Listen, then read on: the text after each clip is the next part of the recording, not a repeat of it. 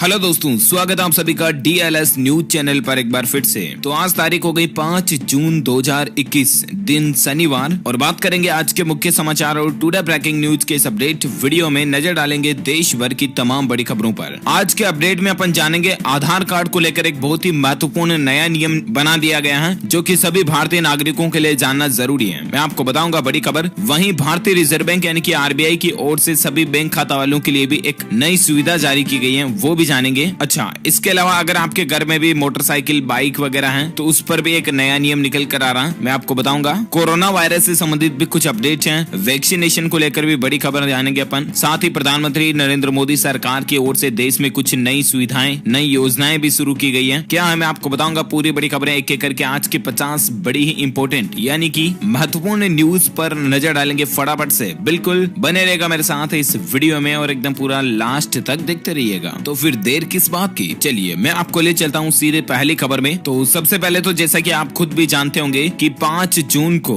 आज विश्व पर्यावरण दिवस है, यानी वर्ल्ड इन्वायरमेंट डे। और इस मौके पर पीएम मोदी शनिवार को आज विश्व पर्यावरण दिवस कार्यक्रम को संबोधित भी करेंगे। और इस कार्यक्रम का विषय होगा दोस्तों जैव ईंधन को बढ़ावा देना। आज पीएम मोदी इसको संबोधित करने जा रहे हैं। यह कार्यक्रम पेट्रोलियम एवं प्राकृतिक गैस मंत्रालय और पर्यावरण, वन और जलवायु परिवर्तन मंत्रालय द्वारा संयुक्त रूप से आयोजित किया जा रहा है। और इसका मकसद ही यही है कि जैव ईंधन को बढ़ावा देना। और दोस्तों आज जो ये 5 जून को वर्ल्ड इन्वायरमेंट डे है ना, विश्व पर्यावरण दिवस, ये अपने आप में हमारे चारों तरफ के वातावरण पर्यावरण को समर्पित है। हम सभी को अपनी जिंदगी में एक संकल्प जरूर लेना चाहिए कि हमें पर्यावरण बचाना है, और इसके लिए हम सभी को अपनी जिंदगी में कम से कम एक पेड़ लगा करके, एक पौधा लगा करके जरूर उसको बड़ा करना चाहिए। मतलब एक आदमी एक जिंदगी का एक पौधा तो बड़ा कर ही सकता है ना, इसमें तो कोई ज्यादा बड़ी बात नहीं है ना। अगर हम सभी भारतीय मिलकर भी ऐसा करते हैं तो भी दोस्तों भारत में 135 करोड़ की जनसंख्या है, 135 करोड़ पौधे अभी और लग सकते हैं, राइट। अगर आप भी मेरी बात से सहमत है तो एक थम्स अप जरूर दीजिएगा। और चलिए फिलहाल बात करें अपन अगली बड़ी खबर में। तो देखिए भारतीय रिजर्व बैंक आरबीआई की तरफ से एक नया नियम है। छुट्टी की वजह से भी अब आपकी सैलरी नहीं रुकेगी। 1 अगस्त से ही सप्ताह के 7 दिन काम करेगा NACH।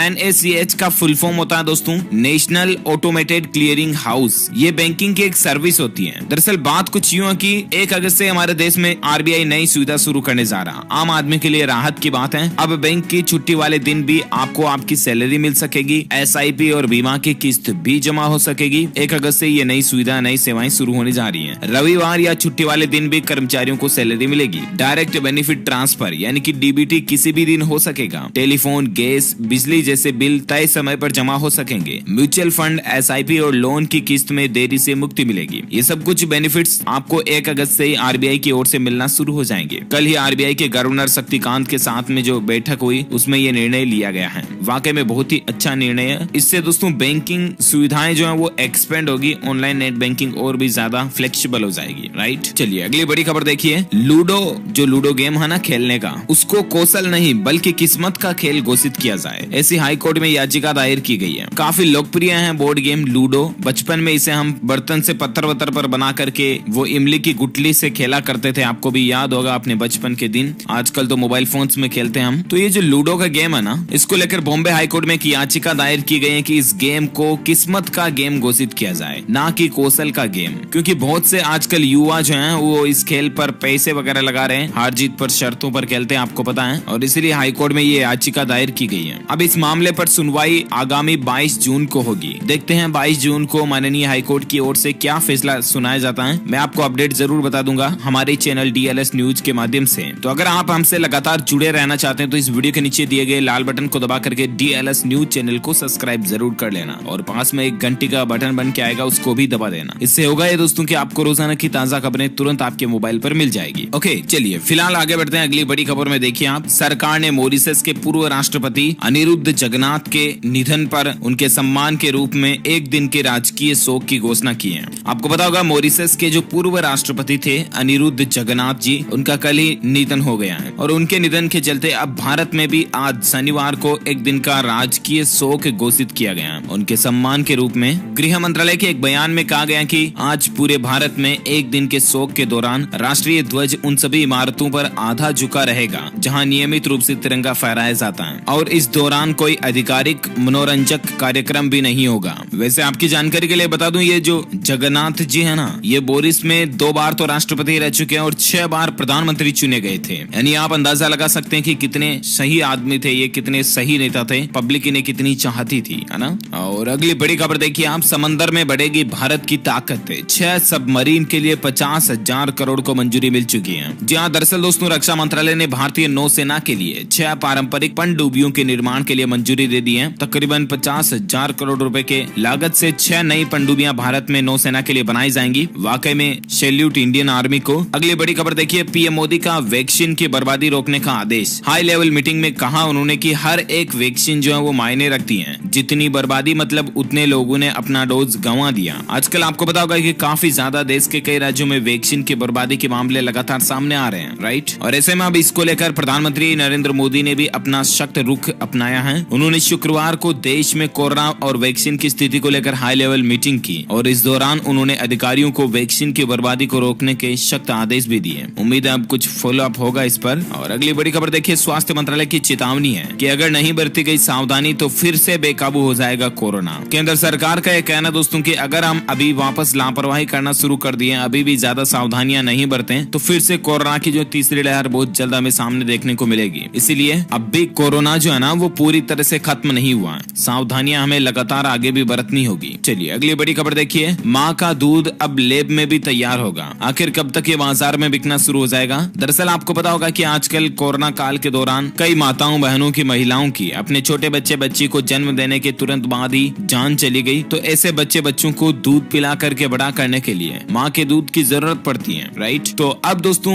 विज्ञान की नई पहल देखिए, नवजात शिशु के लिए माँ का दूध जो है वो संपूर्ण आहार माना गया। और अब ऐसे में इस माँ के दूध को यानी कि ब्रेस्ट मिल्क को अब प्रयोगशाला में यानी साइंस लेबोरेटरी में तैयार किया जा सकेगा। इस दूध में यानी कि बायो मिल्क में ब्रेस्ट मिल्क की तरह ही पोषक तत्व भरे होंगे। इस सिलसिले में अमेरिका की महिला वैज्ञानिकों ने दुनिया में पहली बार प्रयोग किया है और इसके तहत अब माँ के दूध की तरह की पौष्टिक दूध लैब में भी तैयार की जा सकेगी। वैज्ञानिकों ने इसे भी बायो मिल्क ही कहा है और उम्मीद है दोस्तों कुछ ही महीनों बाद आपको ये बहुत जल्द मार्केट में भी देखने को मिलेगा, है ना। अच्छी बात है। अगली बड़ी खबर देखिए, होटल, रेस्टोरेंट, टूर एजेंट, बस मालिक और किराए पर कार देने वालों को मिलेगा सस्ता लोन। रिजर्व बैंक ने शुरू की लिक्विडिटी विंडो फैसिलिटी। जी हाँ, कोरोना की पहली और दूसरी लहर में बुरी तरह से प्रभावित क्षेत्रों के लोगों को अब सस्ती दरों पर लोन मिल सकेगा ताकि वे अपने काम धंधे कारोबार को वापस बढ़ावा दे सके। इसके लिए रिजर्व बैंक के गवर्नर शक्तिकांत दास ने कल ही इस बात का ऐलान किया कि प्रभावित क्षेत्रों को लोन उपलब्ध कराने के लिए उसकी ओर से लिक्विडिटी विंडो फैसिलिटी यानी कि LWF की शुरुआत की गई है। और इस फैसिलिटी के तहत कौन कौन से बिजनेस करने वाले हो सकते हैं, तो मैंने आपको जैसा कि बताया लिस्ट पूरी, होटल, रेस्टोरेंट, टूरिज्म वगैरह हो गए, ग्राउंड हैंडलिंग, सप्लाई चेन, अन्य सेवाओं से जुड़े लोग जैसे कि प्राइवेट बस के चालक, कार मरम्मत सेवाएं करने वाले, किराए पर कार उपलब्ध कराने वाले, ब्यूटी पार्लर, सैलून चलाने वाले, इन सभी को सस्ती दर पर अब सरकार लोन देगी, है ना, ताकि इतने दिन जो कोरोना काल में इनके काम धंधों पर प्रभाव पड़ा ना उसको वापस रिकवर किया जा सके। तो ये गवर्नमेंट की अच्छी पहल है। अगली बड़ी खबर देखिए, पीएम मोदी ने की फ्लाइंग सिख मिल्खा सिंह के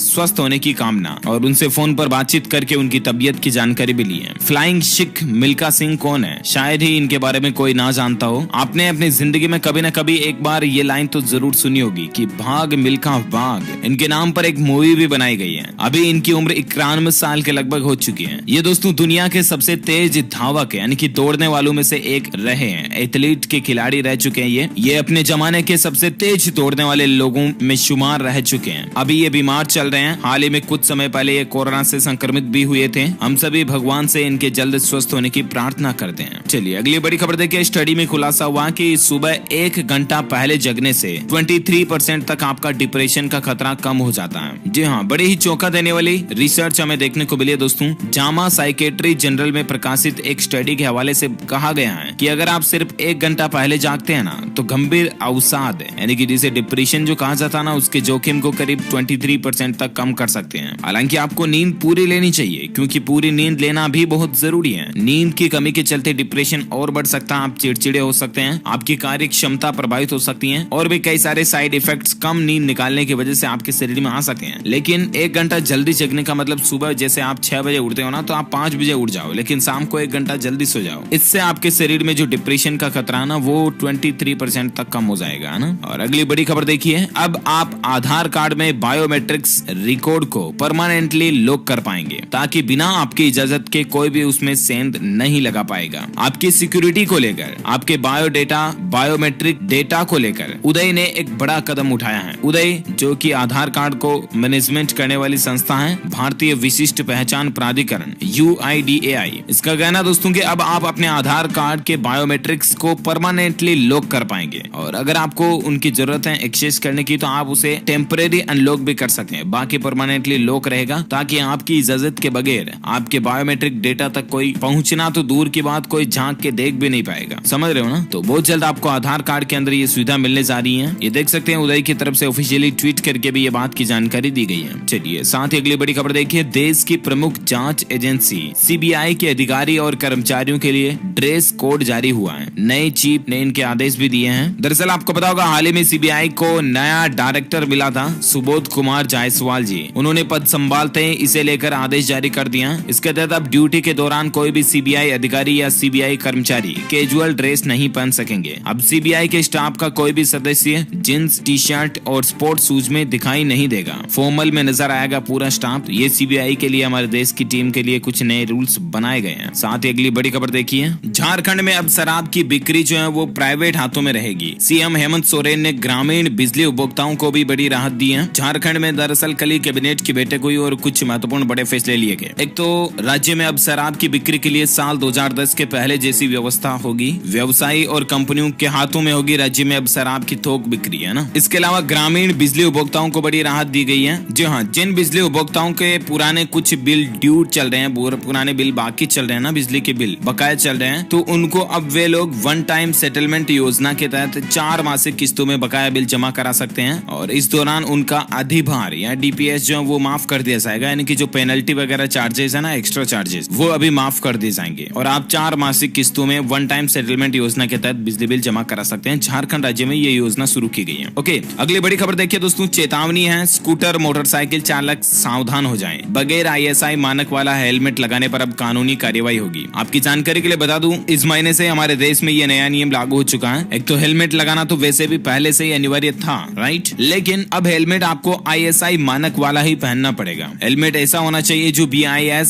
ब्यूरो ऑफ इंडियन स्टैंडर्ड्स के मानकों को कंप्लीट करता हो, और दुकान वाले भी केवल ISI प्रमाणित हेलमेट ही रख पाएंगे, उन्हें ही बेच पाएंगे, है ना। ये सरकार का नया नियम लागू हो चुका है। अगली बड़ी खबर देखिए, PM किसान योजना को लेकर है। अगर आपके भी खाते में दोस्तों 2000 रुपए की जो किसान सम्मान निधि योजना की स्कीम के तहत जो पैसे आते हैं ना, वो किस्त नहीं आई है, तो आप इन नंबरों को यूज कर सकते हैं अपनी सहायता करने के लिए। हेल्पलाइन के लिए नंबर आप स्क्रीन पर देख सकते हैं। किसान टोल फ्री नंबर है 180011552666। इसके अलावा 2 और हेल्पलाइन नंबर है 01124300606। इस नंबर पर भी आप कॉल कर सकते हैं अगर आपकी किसान सम्मान निधि की 2000 रुपए की किस्त खाते में नहीं आई तो। ओके, और अगली बड़ी खबर देखिए, आप सुन लो, अब नहीं चलेगी मनमानी। सरकार ने प्राइवेट हॉस्पिटल में भी कोविड के इलाज को लेकर खर्च तय कर दिया। कुछ रेट लिस्ट जारी की है गवर्नमेंट की तरफ से। जैसे कि आप देख सकते हैं, सुपर स्पेशलिटी अस्पताल में प्रति जनरल वार्ड के लिए दिन का शुल्क 5000 रुपए से ज्यादा नहीं हो सकता है। शेयर केबिन के लिए 6500 रुपए, बिना वेंटिलेटर के ICU के लिए 10,000 रुपए, और वेंटिलेटर के साथ ICU के लिए 15,000 रुपए अधिकतम शुल्क ले सकते हैं हॉस्पिटल वाले, है ना। तो इस तरह से ये रेट लिस्ट आप कंप्लीट यहाँ देख सकते हैं। ओके, अगली बड़ी खबर देखिए, ऑक्सीजन कंसंट्रेटर पर भी मुनाफा कमाने की सीमा अब तय हो चुकी है। 7 जून तक सभी मैन्युफैक्चरर जो है वो नया रेट सरकार को दे देंगे। जी हाँ, कहने का मतलब दोस्तों, सरकार ने ऑक्सीजन कंसंट्रेटर की बढ़ती कीमत को लेकर बड़ा कदम उठाया है। ट्रेड मार्जिन जो है वो 70% तक लिमिट कर दिया है, सीमित कर दिया है, और अब ऑक्सीजन कंसंट्रेटर पर भी कंपनी जो है वो आपसे ज्यादा पैसे नहीं वसूल पाएगी, है ना। ये भी अच्छी बात है। और अब बात करते हैं अपन दोस्तों कोरोना से संबंधित कुछ और महत्वपूर्ण बड़ी खबरें मैं आपको बताऊंगा, लेकिन इससे पहले आज के मौसम समाचार और सराफा बाजार में नजर डाल लेते हैं। मौसम अपडेट देखिए, केरल तो मानसून पहुंच चुका है, अब और कई राज्यों में बारिश का अलर्ट जारी किया गया मौसम विभाग की तरफ से। मुंबई सहित महाराष्ट्र के कई हिस्सों में अगले 48 घंटों के दौरान मानसून पूर्व बारिश होने की भी संभावना है। कल से राजधानी दिल्ली एनसीआर में भी तेज आंधी के साथ बारिश देखने को मिल रही है हमें लगातार, और इसके चलते कई इलाकों में पेड़ गिर चुके हैं। हालांकि इससे लोगों को भीषण गर्मी से भले ही राहत मिली हो, लेकिन पेड़ पौधे टूटने का ये काफी नुकसान हमें देखने को मिला है। वैसे संपूर्ण भारत का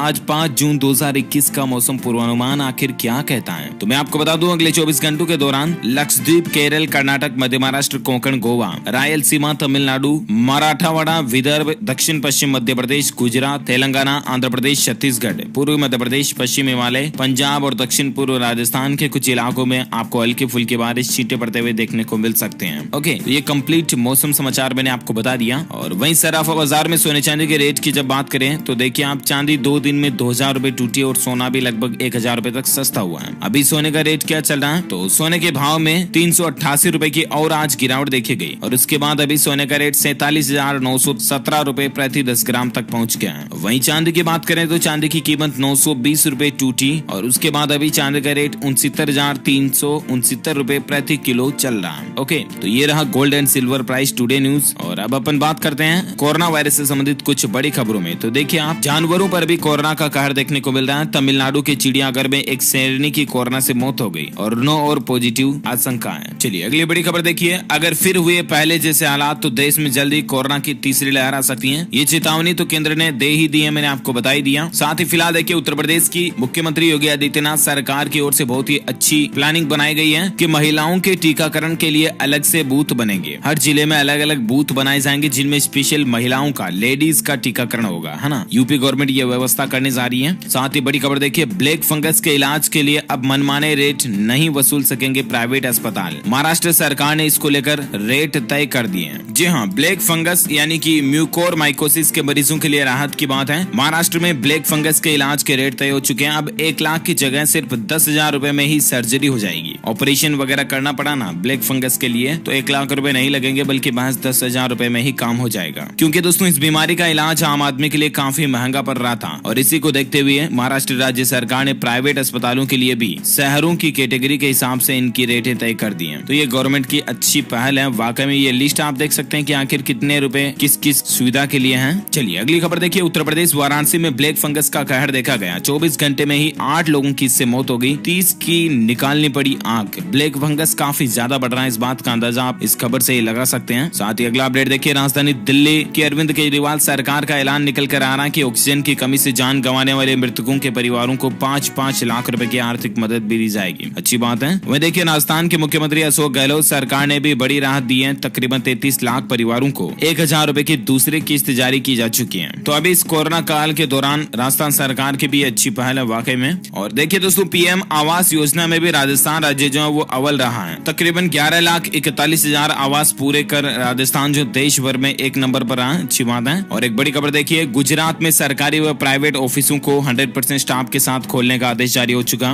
रोज तकरीबन 3 लाख लोगों को फ्री वैक्सीनेशन भी गुजरात में हो रहा है। अच्छी बात है। और खबर देखिए, भारत ने कोरोना वैक्सीनेशन में अमेरिका को भी पीछे छोड़ दिया। अब तक भारत में जितने भी लोगों को टीका लगा ना, उसमें दुनिया के सभी देशों में भारत नंबर 1 पर पहुंच चुका है। तो ये भी हम सभी भारतीयों के लिए बड़े ही गौरव की बात है वाकई में। अगर आप भी इंडियंस हैं, सच्चे भारतीय नागरिक होने के नाते एक लाइक तो बनता है यार इस बात पर, तो लाइक कर दीजिए फटाफट से। और देखिए खबर दोस्तों, डोनाल्ड ट्रंप ने मांग की है चीन से हट जाने की, क्योंकि यूएस और दुनिया को $10 ट्रिलियन दे चीन, क्योंकि उसी ने महामारी फैलाई और इसी के कारण लाखों लोग मारे गए। ये कहना है डोनाल्ड ट्रंप का।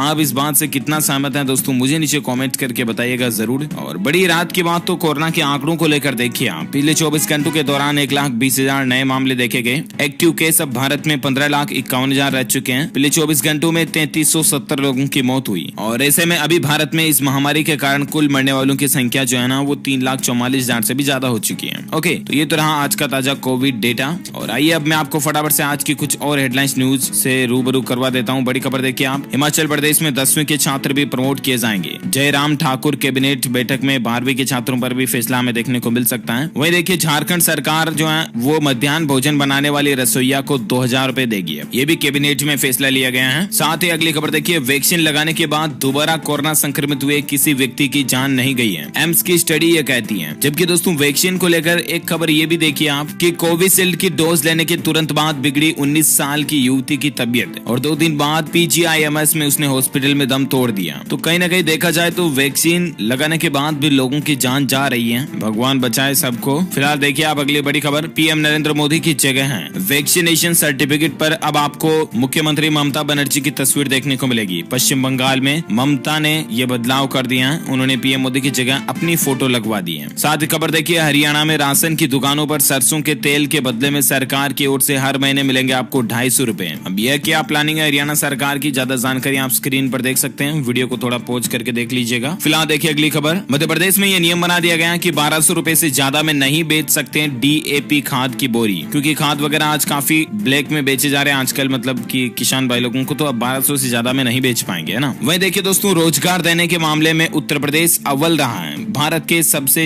ज्यादा एम्प्लॉयमेंट देने वाला स्टेट जो है ना, वो उत्तर प्रदेश ही रहा है सभी राज्यों में। दिल्ली, राजस्थान, केरल और पश्चिम बंगाल को भी पीछे छोड़ दिया इसने। अच्छा, इसके अलावा देखिए आप, बेहतर कानून व्यवस्था में उत्तराखंड राज्य ने टॉप किया, उत्तराखंड नंबर 1 पर रहा। नीति आयोग ने जारी की SDG इंडिया सूचकांक की रिपोर्ट। जी हाँ, यानी कि ये राज्यों की जो लिस्ट जारी की गई है कि आखिर कौन सा राज्य किस में क्या आगे है। तो जनरल नॉलेज करंट अफेयर्स में भी बहुत बार ऐसे सवाल पूछ लिए जाते हैं, तो आप ध्यान रखिएगा ना। ओके, अगली बड़ी खबर देखिए, दुनिया में सबसे बड़ी हरित रेल बनाने का काम हमारे देश में चल रहा है। 2030 तक कार्बन उत्सर्जन शून्य करने का लक्ष्य है, रेल मंत्रालय की तरफ से ये कहा गया है। तो भारत में मतलब रेलवे जो है बहुत ही अच्छी प्रोग्रेसिव ट्रैक पर है। और एक बड़ी खबर देखिए, मध्य प्रदेश में स्टाइपेंड बढ़ाने की मांग पूरी न किए जाने पर एक साथ 3000 डॉक्टरों ने इस्तीफा दे दिया। मध्य प्रदेश के जबलपुर हाईकोर्ट ने जूनियर डॉक्टरों की चल रही हड़ताल को खत्म करने के बाद डॉक्टरों को तुरंत काम पर लौटने का आदेश दिया था, लेकिन डॉक्टरों ने स्टाइपेंड बढ़ाने की मांग की थी, लेकिन अब उनकी बात नहीं मानी गई, तो सभी ने एक साथ 3000 इस्तीफे दे दिए हैं। तो ये कुछ माहौल चल रहा है। और साथ ही अगली खबर देखिए, म्यूचुअल फंड SIP में निवेश करने वालों के लिए अच्छी खबर है। RBI के नियमों में बदलाव से अब इनको भी फायदा होगा। दरअसल दोस्तों, इन्वेस्टमेंट वगैरह 24/7 सातों दिन जो है reserve bank of India RBI 1 अगस्त से ये शुरू करने जा रहा ना। कभी भी सैलरी जमा हो जाएगी, कभी भी लोन के पैसे कट जाएंगे, जमा हो जाएंगे वगैरह। तो ये NSDA चालू होने के बाद म्यूचुअल फंड में काम करने वालों को भी इसका सीधा फायदा देखने को मिलेगा, है ना। ओके, तो इसी कड़ी में आज दिन भर की तमाम बड़ी खबरें, मुख्य समाचार, टुडे ब्रेकिंग न्यूज का अपडेट वीडियो ये फिनिश होता है। वैसे आप मुझे नीचे कमेंट करके बताइए कि ताजमहल में ज्यादातर कौन से पत्थर इस्तेमाल किए गए हैं, यानी कि ताजमहल निर्माण के लिए ज्यादा कौन से पत्थरों को लगाया गया। कमेंट करके बताइए मुझे। जो लोग इसका सही जवाब इस वीडियो के नीचे कमेंट बॉक्स में देंगे ना, वो रैंडमली सेलेक्ट किए जाएंगे हमारी DLS न्यूज टीम की तरफ से, और आप जीत सकते हैं एक शानदार सरप्राइज गिफ्ट, जो कि गिव अवे के रूप में आप तक पहुंचा दिया जाएगा। इसी कड़ी में अगर आपको ये वीडियो अच्छा लगा तो इसे लाइक करना, शेयर भी करना अपने दोस्तों के साथ फेसबुक और व्हाट्सएप पर, और DLS न्यूज चैनल को सब्सक्राइब करके बेल आइकन भी जरूर दबा देना, ताकि आपको रोजाना के ताजा अपडेट्स तुरंत आपके मोबाइल पर मिलते रहेंगे। ओके, मिलेंगे अगले नेक्स्ट अपडेट में, तब तक के लिए thank you, take care, goodbye, जय हिंद, जय भारत, वंदे मातरम।